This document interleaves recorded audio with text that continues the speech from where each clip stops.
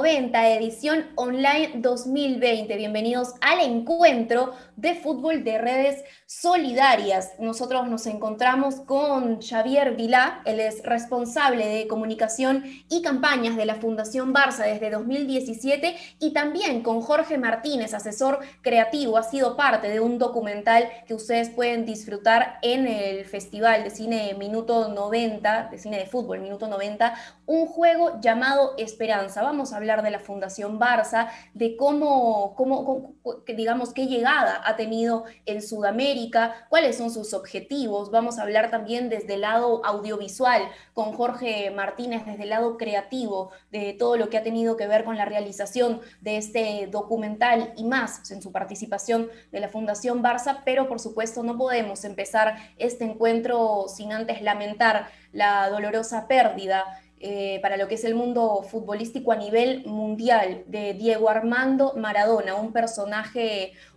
importantísimo, para muchos el más importante en la historia del fútbol mundial. Primero, Xavier, Jorge, les doy la bienvenida. Los saludo y quería empezar por ahí, ¿no? Empezar preguntándoles cómo toman ustedes esta lamentable noticia. Empiezo contigo, Xavier. Cuéntame cómo ven a ustedes o cómo recuerdan ustedes a Diego Maradona. Ustedes, digo, en España, y además cómo lo recuerdan en Barcelona. Pues es una muy, muy triste noticia. Maradona ha sido y será uno de los grandes jugadores de la historia del fútbol.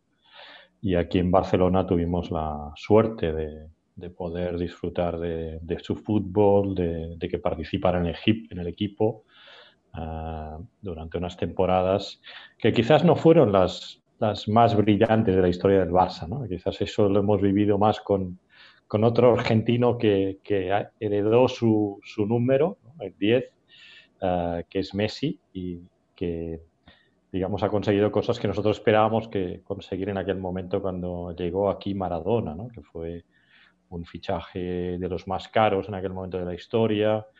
Fue muy ilusionante para todos los aficionados, para todo el mundo, ¿no? Creo que en aquel momento, cuando Maradona llegó a Barcelona, empezaba a nacer un gran mito, ¿no?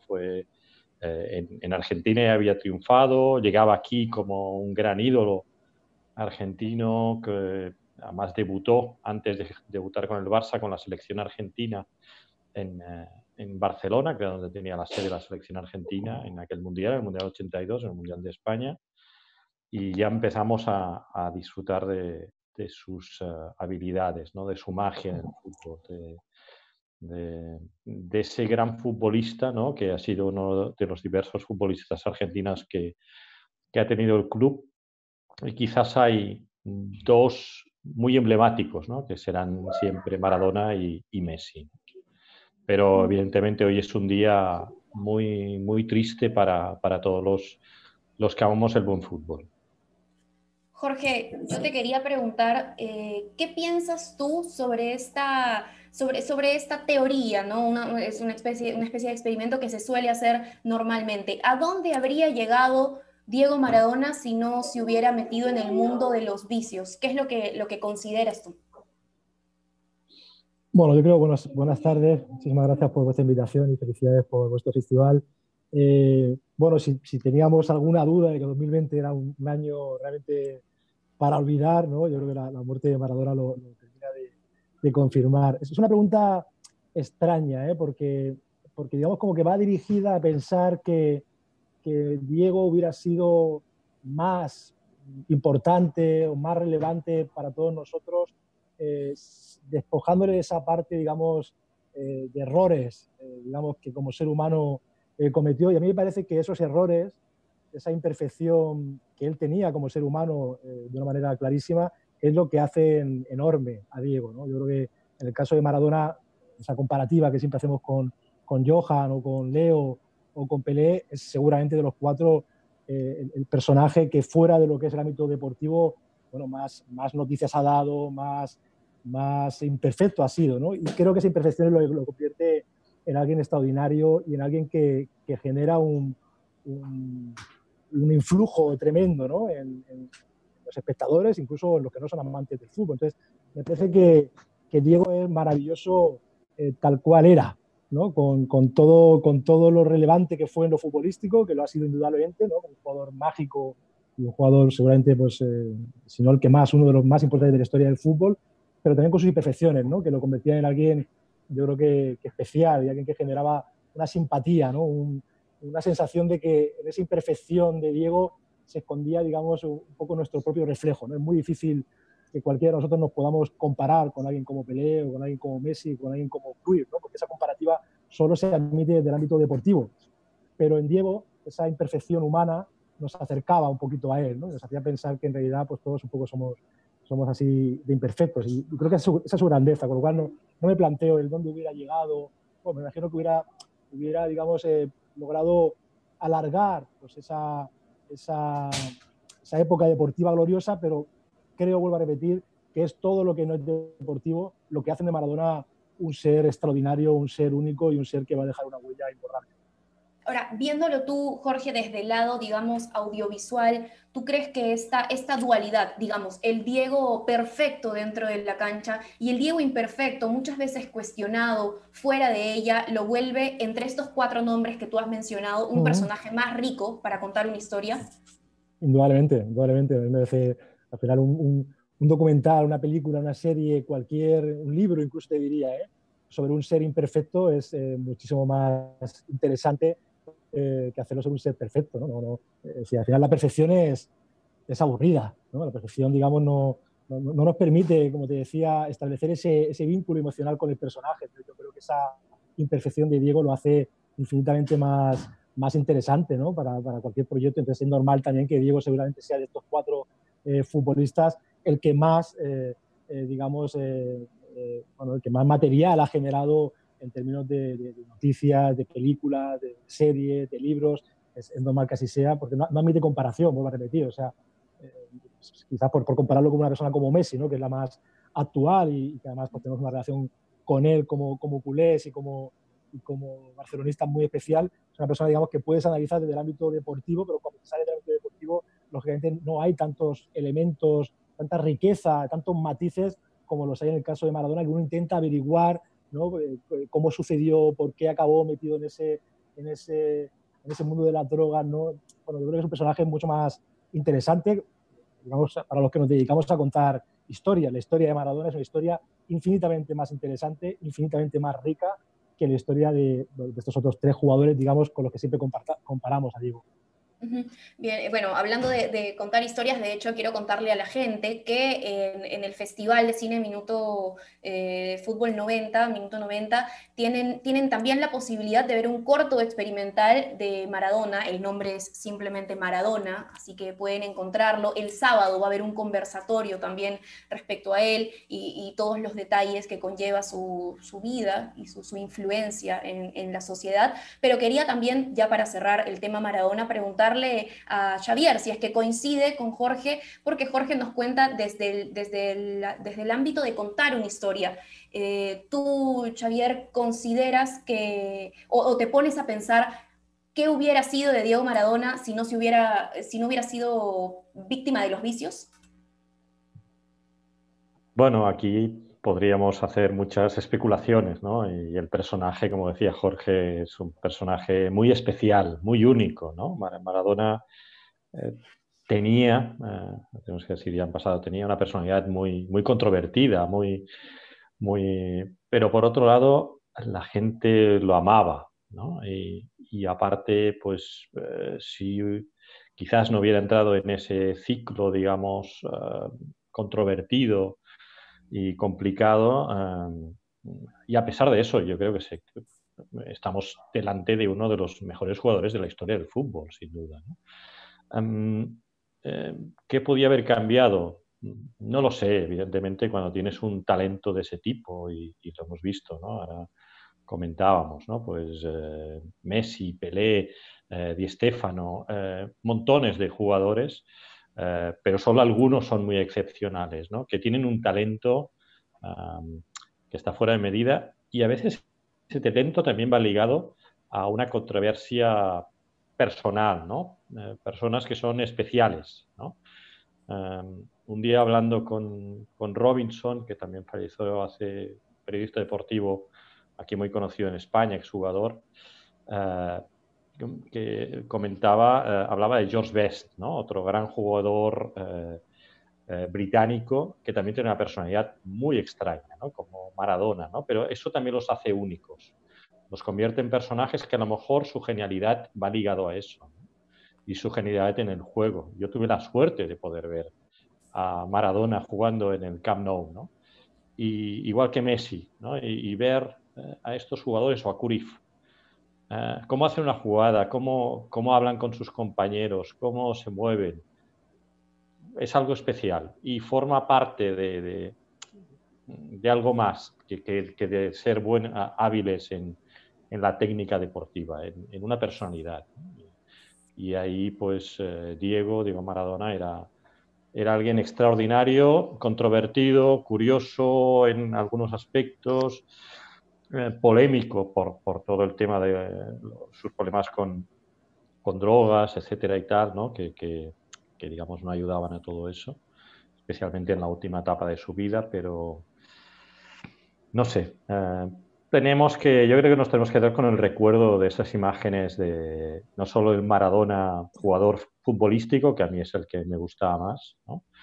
Sino también, como explicaba Jorge, como personaje, ¿no? Un personaje totalmente, ¿no? Me ha gustado mucho la frase, Jorge, totalmente imperfecto, ¿no? O Sí, imperfecto en muchas cosas, ¿no? Que eso le da esa atracción, ¿no? Que la gente también nos claro. atrae de su personalidad, ¿no? Yo creo que el fútbol tiene algo de irracional. Es evidente que si intentas encontrar una lógica, digamos, a qué motiva, a qué nos motiva, digamos, a millones y millones de personas a tener esa pulsión y esa pasión por un deporte que si lo analizas desde un punto de vista racional se cae, ¿no?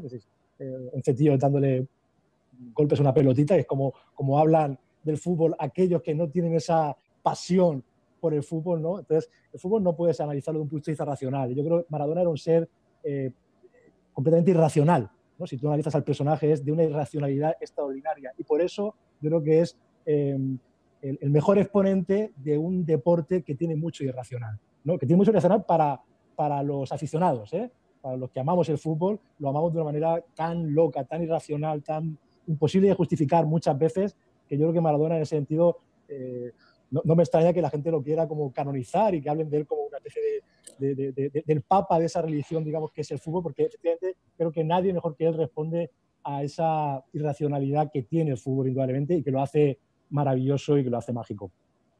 Sí, bueno, seguramente se vienen muchos homenajes a raíz de su partida y nuevamente extendemos nuestras condolencias no solamente a su familia, sino a todos los hinchas que se sintieron tan reflejados y tan cercanos a Diego Maradona que esta pérdida les duele como si fuera parte de su familia. Vamos ahora sí a conversar de la Fundación Barça, de lo que nos trae aquí reunidos. Empecemos a ver, Xavier, cuéntanos básicamente para la gente que no conoce o no tiene claro de qué va la Fundación Barça.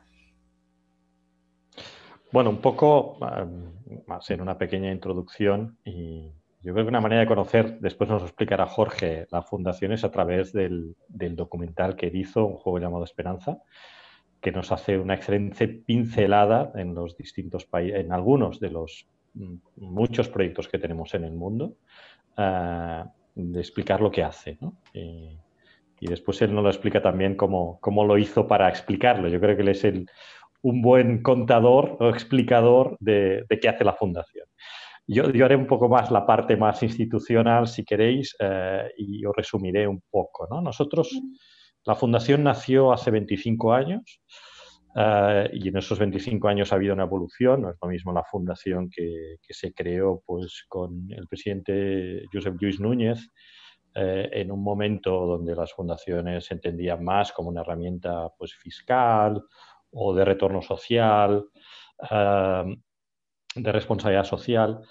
Actualmente la fundación trabaja casi como si fuera una ONG, ¿no? Por decir alguna cosa, con proyectos propios en más de 50 países del mundo y trabaja en 3 grandes ámbitos de actuación.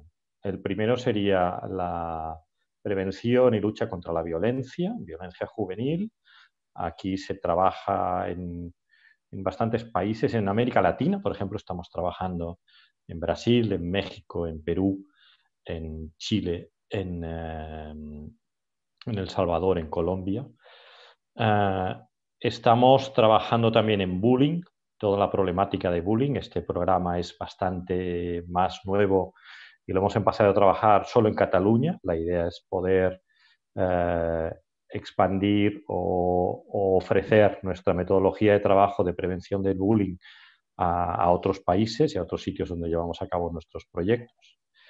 El segundo gran eje de trabajo sería toda la parte de inclusión social, y aquí estaría el programa de refugiados y migrantes. En este momento estamos trabajando con varios proyectos en Grecia, en el Líbano, en Italia y en Cataluña, en España, con tanto personas refugiadas como personas migrantes, ¿vale? Cataluña, por ejemplo, con jóvenes migrantes sin referentes adultos. Y dentro también de este ámbito de actuación estaría todo el ámbito de niños y niñas enfermos. Aquí tenemos acuerdos con los principales hospitales pediátricos de Cataluña y también con entidades como Mi Pequeño Deseo, Make-A-Wish, para hacer encuentros con jugadores, etcétera. Con niños que están gravemente enfermos y su último deseo es conocer a Messi o algún jugador del Barça, etcétera, ¿no? Pues ahí dentro de ese proyecto también está, pues eso, colaboraciones con el Pediatric Cancer Center, que es un centro que se hace en Barcelona con ayuda de Fundación Messi también para investigación de cáncer infantil, y que la idea es que una vez construido, niños y niñas no solo de España y de Cataluña, sino de todo el mundo puedan acceder a esa investigación y a ese centro oncológico. Después estaría todo el tema de inclusión de niñas y niños con discapacidad, ese programa Diversidad que llamamos nosotros, que lo estamos llevando a cabo en Cataluña, en Japón y en Estados Unidos, exactamente en la ciudad, en varios escuelas públicas de barrios complicados de Nueva York. Ahí estamos también llevando a cabo esas acciones. Y después el programa de inclusión social, que es un poco trabajar en contextos vulnerables, básicamente de pobreza, y esto se lleva a cabo en más de 36 países de África, se lleva a cabo en varios países de Asia, también en América Latina, y utilizamos básicamente una metodología que se llama FootballNet, que está muy bien explicada en el documental que os comentaba antes que hizo Jorge, y que utiliza el deporte como herramienta para el cambio, ¿vale? Un poco ese serían, bueno, y el tercer gran eje, perdón, es el de acceso a la educación. Aquí son básicamente los programas que trabajamos con UNICEF. Desde hace más de 12 años tenemos un acuerdo con UNICEF que no solo consiste en llevar en la camiseta el logo de la entidad, sino también que nosotros les damos 2 millones de euros anuales para proyectos, en este caso estamos trabajando en China, en Ghana, en Sudáfrica y en Brasil, con proyectos de acceso a la educación. Y después también tenemos alianzas con otras entidades. Bien, entonces básicamente nos has hablado de tres líneas de trabajo, tres ejes principales. La prevención de la violencia sería el primero, la lucha contra la exclusión social y el acceso a la educación mediante algunos programas y metodologías. Esto, entiendo, Jorge, lo han tenido que plasmar en el documental que menciona Xavier, un juego llamado Esperanza, que lo pueden encontrar, por supuesto, en el Festival de Cine de Fútbol Minuto 90. Cuéntanos, Jorge, compártenos tu experiencia creando este documental. ¿Cómo has hecho para poder plasmar estos tres ejes, para que quede claro para la persona que vaya a acceder a este documental en qué consiste la Fundación Barça?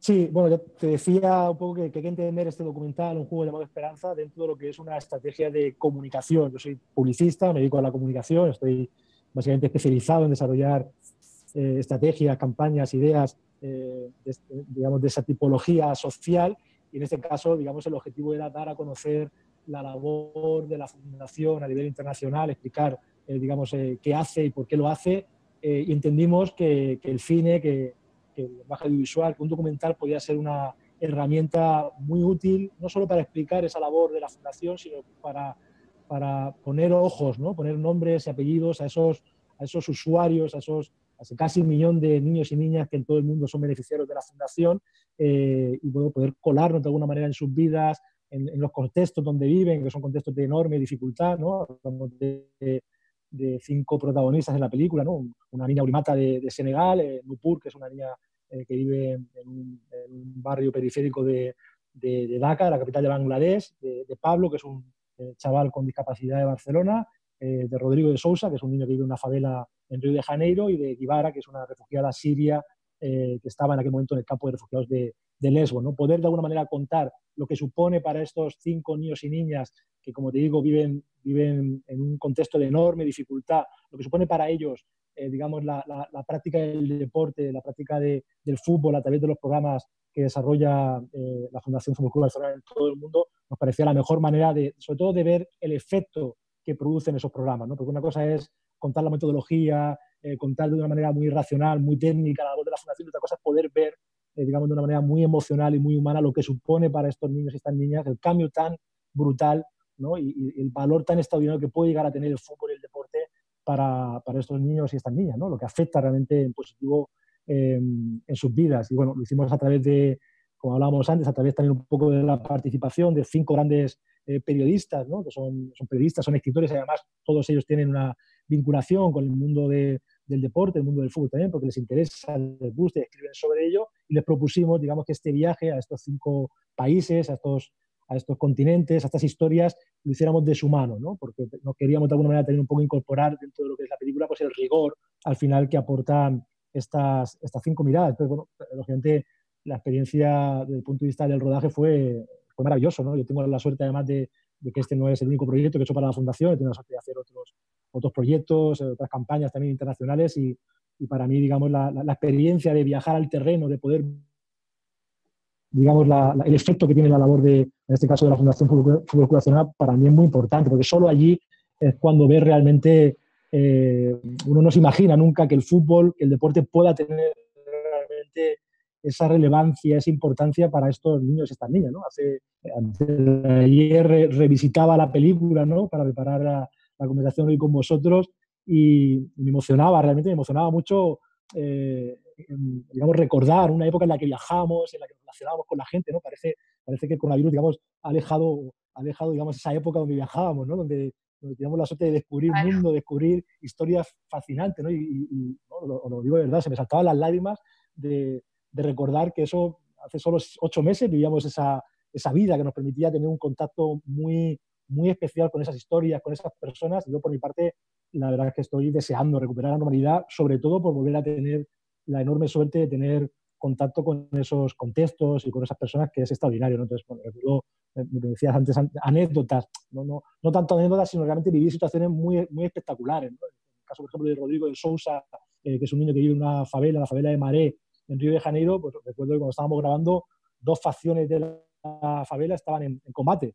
¿no? Entonces estaba toda la favela, digamos, llena de chicos y chicas con Kalashnikov, disparándose, o sea, era un estado de guerra. Y de pronto el lugar, ¿no? el centro deportivo donde la Fundación Fútbol Club Barcelona, ¿no? En colaboración con el padre Amaro, pues desarrolla esa metodología, las 2 facciones habían decidido que ese espacio no podían entrar las armas, no se podía, o sea, eso era un oasis, ¿no? O sea, ese centro deportivo, y esos niños y niñas que seguramente eran hijos y hijas de esas facciones que fuera del centro deportivo se estaban enfrentando a tiros, ese espacio era un oasis, ¿no? Entonces, es tan importante entender lo que supone para esos niños, esas niñas, ese espacio de paz, ese espacio, digamos, de convivencia, ese espacio donde se alejan, digamos, de esa violencia extraordinaria en la que viven sus vidas, para poder practicar el fútbol, para poder jugar.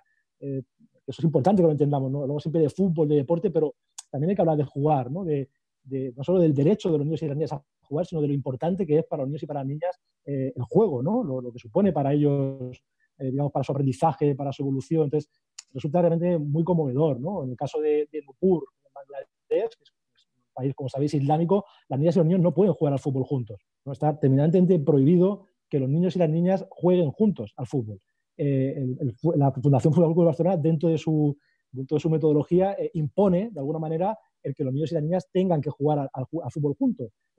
Es increíble ver lo que supone para una niña como Nupur, digamos, jugar al fútbol con niños, porque es algo que ella nunca había hecho, ¿no? De pronto eso la empodera de una manera extraordinaria, ¿no? Entonces, claro, desde países como los nuestros, ¿no? Desde Occidente, por decirlo de alguna manera, nos cuesta mucho entender, vemos el fútbol de una manera muy, muy concreta, ¿no? Lo que tiene que ver con los estadios, con los clubes, con los hinchas, pero hay una parte, digamos, muy, muy bonita, ¿no? Que tiene la práctica deportiva, que tiene el fútbol, que tiene el deporte, que es la que utiliza la Fundación Fútbol Club Barcelona, y cuando la ves en esos contextos y cuando lo ves en práctica con esos niños y esas niñas es cuando te das cuenta realmente del poder tan extraordinario que tiene el deporte y que es en realidad pues, una de las mejores herramientas seguramente para inculcar valores y para ayudar a estos niños y a estas niñas, digamos, a sobrellevar y a tener esperanza también, ¿no? Porque al final son niños y niñas que necesitan un poco soñar con un futuro mejor, ¿no? Y el fútbol les proporciona, el deporte les proporciona un poco también esa posibilidad de soñar con que sus vidas no van a ser un bucle de violencia, de pobreza, de exclusión.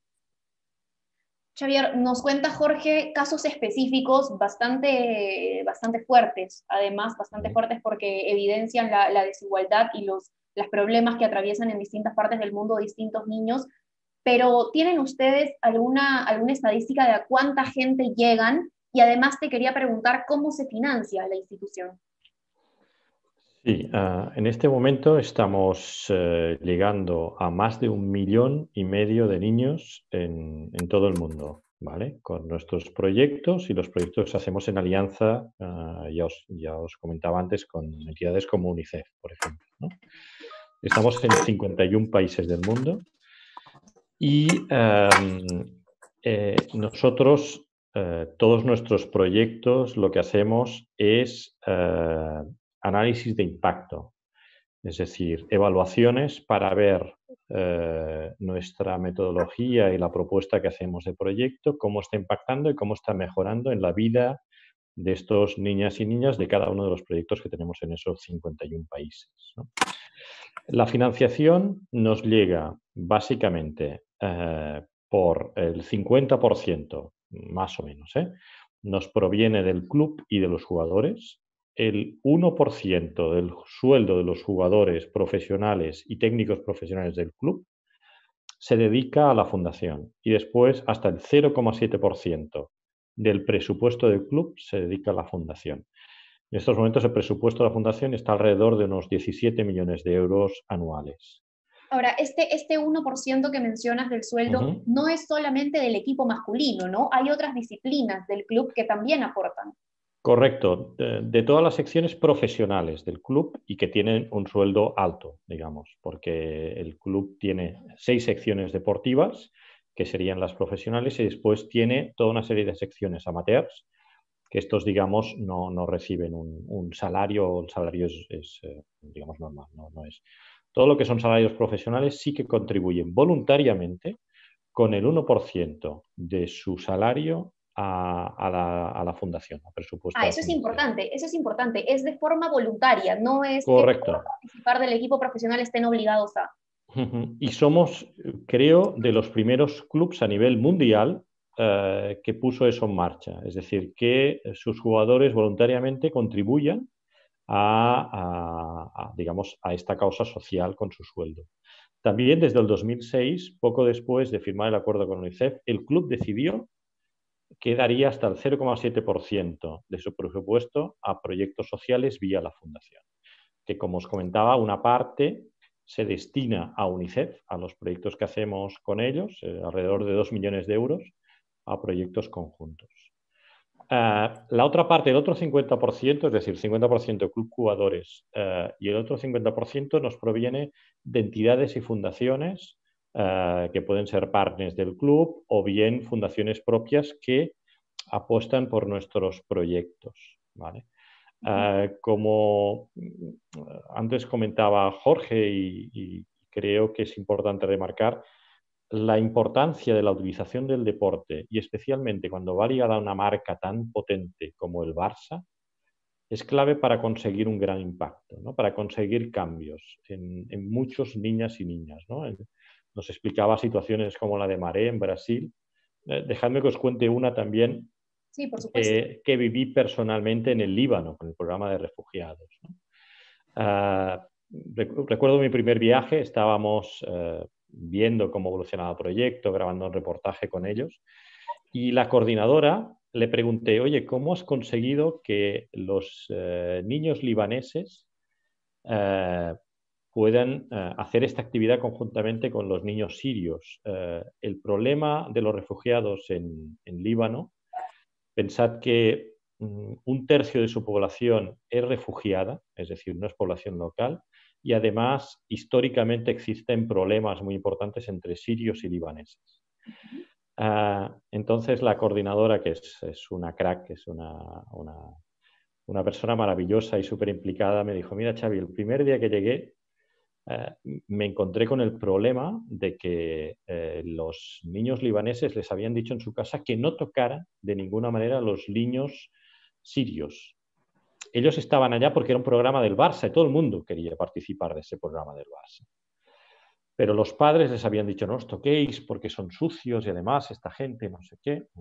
Claro, la actividad es una actividad deportiva donde se dan las manos, donde se hace un corro al principio.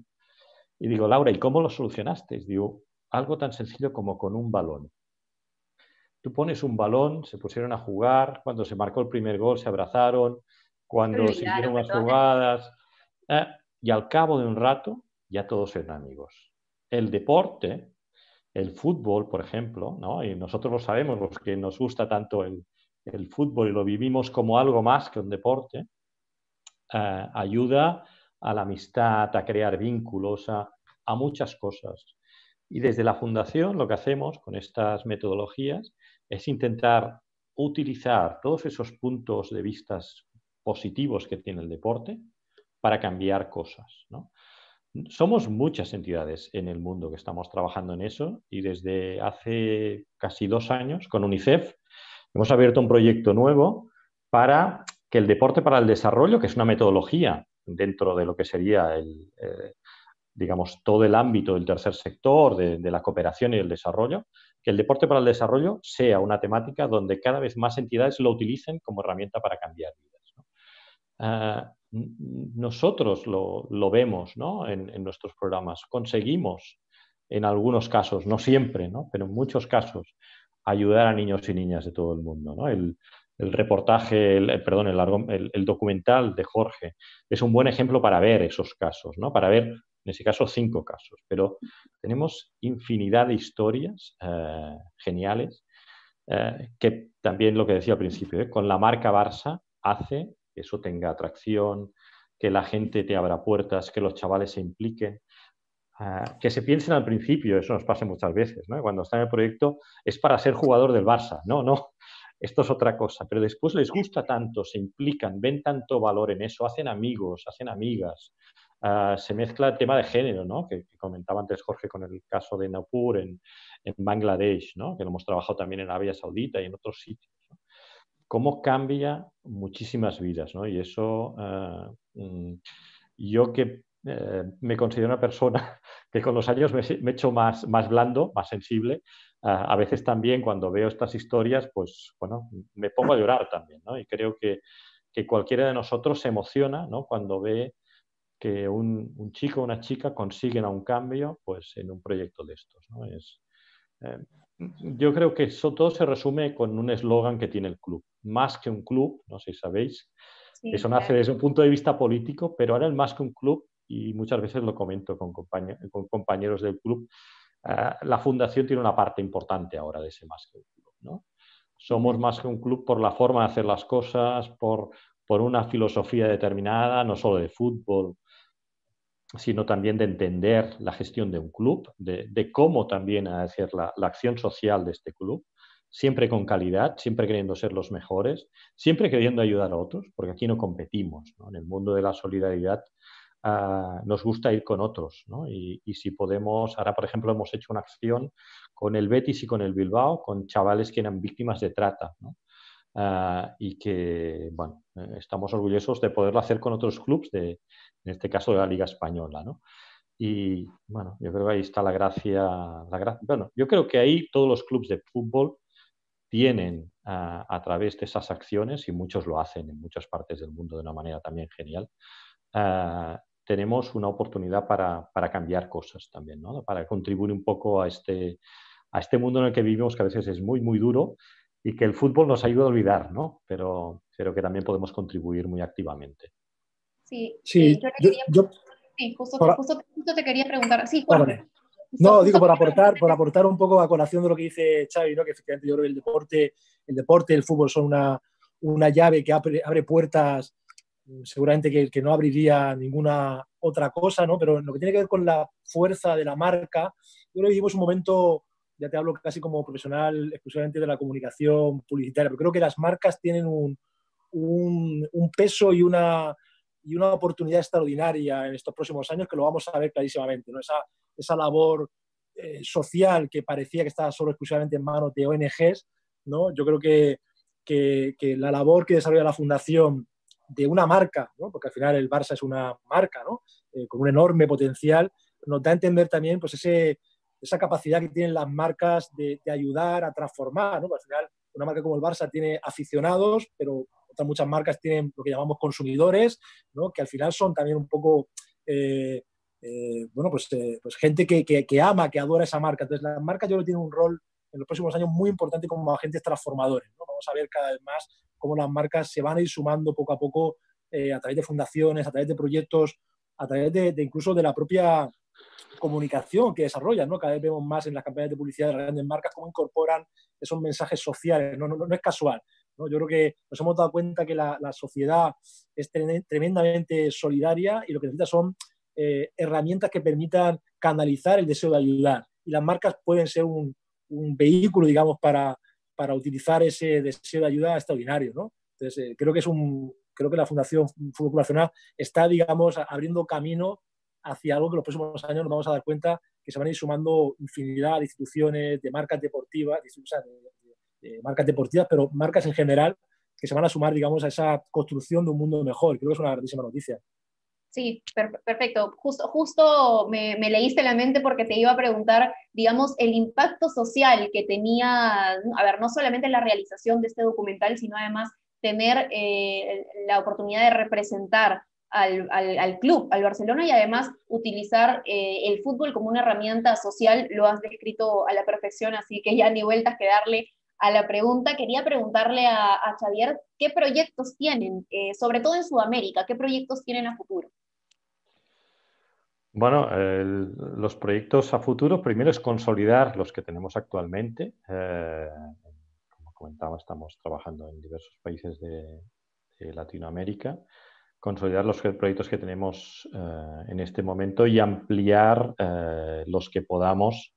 Pasa que el tema presupuestario, estamos en un año muy complicado, ¿no? Y el COVID, digamos, también nos ha afectado como club y como fundación. No obstante, también creemos que cuando las cosas son complicadas es cuando hace más falta la solidaridad, cuando es más importante poner en marcha proyectos de cooperación, de ayuda, y ahí, pues bueno, intentaremos hacer lo posible por seguir incrementando. Creo que el tema COVID, los efectos post-COVID, no solo de la enfermedad, sino los efectos sociales que ha comportado esta crisis, creo que es un punto que también nos hará poner en marcha pues, programas nuevos en América Latina y en otros países del mundo para paliar algunas de las situaciones dentro de nuestro ámbito de actuación. Y a partir de aquí, pues, como os comentaba, de momento consolidar nuestros proyectos. Pensamos que hace unos años, cuando empezábamos, teníamos solo proyectos que duraban una semana en algunos países, que nosotros llamábamos festivales y que servían para que conocieran los chavales y algunos educadores la metodología y la pudieran poner en práctica. Pero poco a poco, con financiadores como tenemos como Mapfre o Scotiabank, nos ha permitido que esos proyectos se conviertan en proyectos estables de todo el año y que consigamos mejores resultados con todos estos niños y niñas, digamos que generalmente estamos en barrios bastante complicados de grandes ciudades, especialmente grandes urbes, donde encontramos estos núcleos de pobreza graves, ¿no? Sobre todo de niños y niñas. El Ahora, tema del bullying yo creo que también será un tema que América Latina, pues en un futuro seguramente podremos también ofrecer el programa que estamos llevando a cabo. ¿las personas naturales también pueden hacer algún tipo de donación? Sí, por supuesto. Nosotros también tenemos abierto nuestra ventana en la web de cualquiera que quiera donar, conocer nuestros proyectos primero, que es lo recomendable, conoce nuestros proyectos y a partir de aquí se puede donar a la fundación en general o a algún proyecto en específico, no hay ningún problema. Al contrario, todo será bienvenido y todo ayuda. Bien, y los proyectos los pueden ver, como tú mencionas, en la web o también en el documental que está en el Festival de Cine de Fútbol Minuto 90. Jorge, una invitación a todos los que nos están viendo para que puedan disfrutar del documental. Bueno, pues yo creo que para cualquier amante del fútbol, por supuesto para cualquier simpatizante del Barça, pero vuelvo a repetir, para cualquier amante del fútbol creo que es una grandísima oportunidad para entender esto que decía antes, ¿no? Entender esa dimensión humana que tiene este deporte, ¿no? que nos encanta y que nos fascina y creo que esta película, más allá de lo deportivo, ¿no? Que creo que no es una película que trate sobre lo deportivo, hay grandísimas películas, documentales que sí abordan digamos, temáticas exclusivamente deportivas. Creo que es una película sobre todo sobre humanidad, ¿no? Sobre cómo algunos de los gravísimos problemas que tiene este mundo, ¿no? y que sufren millones y millones de niños y niñas, de pronto esa pelota, ¿no? Que amaba Diego Armando Maradona, ¿no? Que me parece esa lápida, esa frase en la lápida que le gustaría tener, ¿no? Le amó la pelota, pero cómo ese objeto de pronto es capaz de transformar, de ayudar de una manera real, medible, y de ejercer un influjo muy positivo en las vidas de miles y miles de niños. Yo creo que es una grandísima noticia para todo el mundo, pero en general para cualquiera, digamos, que ame el deporte y que ame el fútbol. Bien, entonces solamente queda agradecerles, Xavier, Jorge, por habernos acompañado en este encuentro y despedirnos de todos los que han podido seguirnos e invitarlos a continuar en el Festival Minuto 90 que se realiza online en esta quinta edición. Hay 12 largometrajes, hay 9 cortometrajes que pueden ustedes disfrutar, entre ellos el que ha mencionado y ha descrito muy bien Jorge, y van a seguir habiendo encuentros hasta el 29 de noviembre, así que un abrazo para todos y que estén bien. Muchas gracias. Buenas tardes, gracias por todo. Un placer. Chao, Xavi.